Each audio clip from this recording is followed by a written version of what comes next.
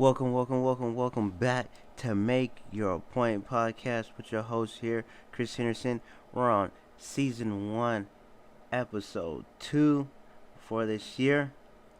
Today, we're going to talk about Jacob Blake's case and the Kenosha DA. I'm going to make my point. One point that I'm going to make today is that Kenosha County DA Michael Grevsky needs to file charges against the officer that shot Jacob Blake and let the case get proved or disproved in court. Here we go. If you guys don't remember, in August 2020, Jacob Blake was the young man that was shot in the back 7 times by the officer and now is paralyzed. Luckily, he didn't lose his life, but now he's paralyzed from the waist down, I'm pretty sure. And what happened was that Jacob Blake went to his baby mama's house. They got into a little discrepancy. I don't think he was supposed to be there, but he was getting his son or his kids. They had birthdays. She allowed him over. There was, argument going back and forth. The police was called because she thought he was going to take her car. The police get there. And when they get there, they see an argument, and known to be that Jacob Blake has a warrant for his arrest, an outstanding warrant for his arrest for a sexual assault case. And in trying to arrest him, the officer chased down him as Jacob Blake was trying to leave or trying to get into his car. Not sure his intention, leave or get into his car, and when he gets into his car, he opens the car door. The officer then has his gun out, or pulls his gun out, and shoots Jacob Blake in the back 7 times, and he is now paralyzed. This happened in about August 2020, so that's about 5 months ago. And recently, the Kenosha County DA, Michael Grevsky, comes out and makes a press conference. And during this press conference, he states that he and the district are not going to file any charges against the officer in the shooting. The officer in the shooting is Officer Rustin Skesi. And in this case, and especially I listened to it was about a 2 hour plus press conference, is that the district DA, Michael Grevsky, made a big case explaining why he's not going to press charges. And for me, that hurts a little bit. Not for the fact, one, for the fact that he is not going to press charges, but for the fact that he spent 2 hours making a case why this officer is innocent, why this officer does not need to be pressed charges against his case, and why this officer, if pressed charges, will not be proven guilty. All due respect to, in case of everything, I want them to press the charges and make the case in trial, in court, in front of the judge, in front of jurors of his peers, why this officer is guilty or not guilty. And from my understanding is that the district attorney is supposed to be pressing charges, a prosecutor for the people of the county, for the people of his area, instead of an advocate for the police and defending them.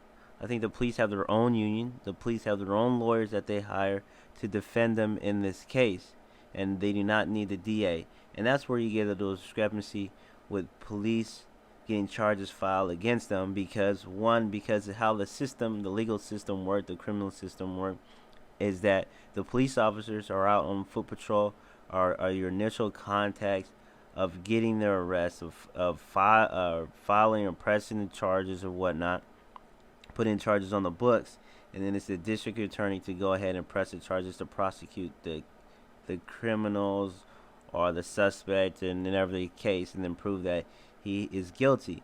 In this case, it's kind of like a 180, 270 switch kind of mix-up, where now the police that usually help the DA is now the DA's in turn trying to prosecute the police, and there's this weird construct of power, and that's why in lots of cases you see the district attorney not pressing charges, or you see there's a little bit of like what's going on, is because that contract is usually go from the police finding, getting the evidence, the suspect, bringing up the charges, the district prosecuting those charges, then going to the court and to the jurors.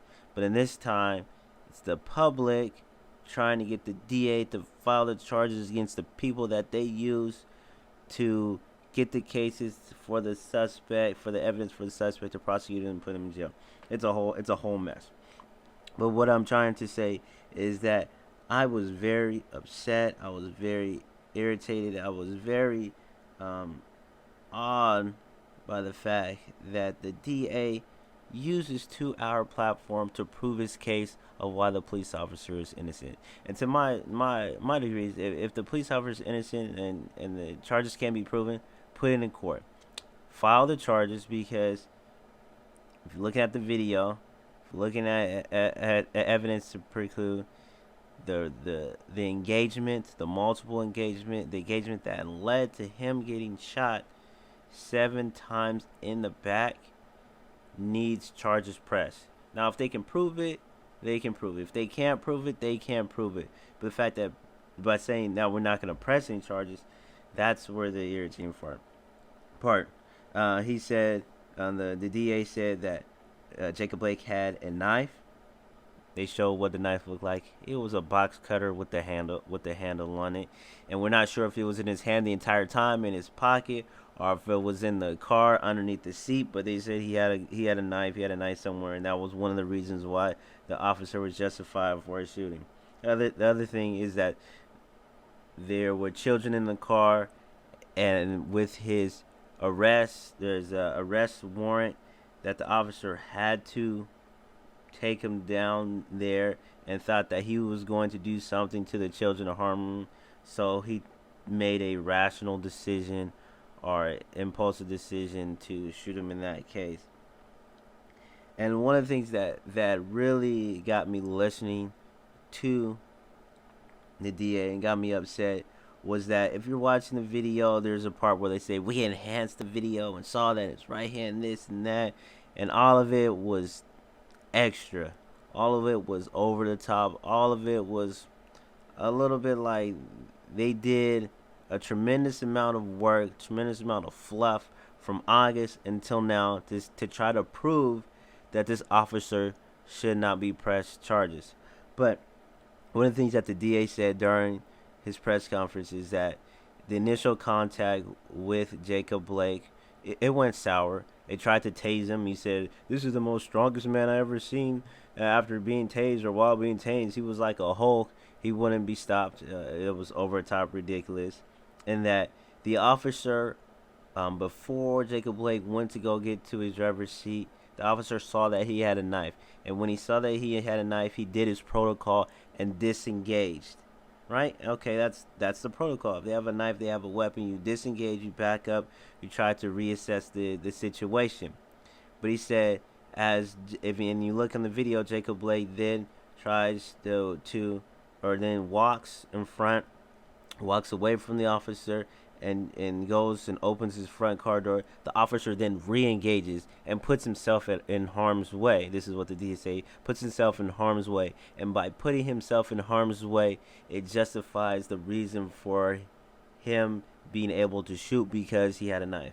And for me, that doesn't make any sense. That if he had a knife, he had a weapon, and the protocol is to disengage, why would you re-engage to put yourself in harm's way, to then use your weapon and that be your justification for using your weapon?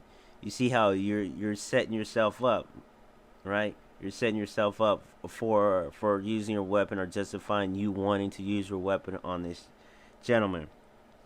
And then, a week later or so, that's when we have the other Kenosha shooting, where the young 18-year-old male comes from Illinois, drives from Illinois, during the protest, during the riot, shoots multiple people, walks down the street with his long gun after shooting multiple people, and the police drive by him. Police say nothing. Police do nothing. It's the same police, the same office everything's the same.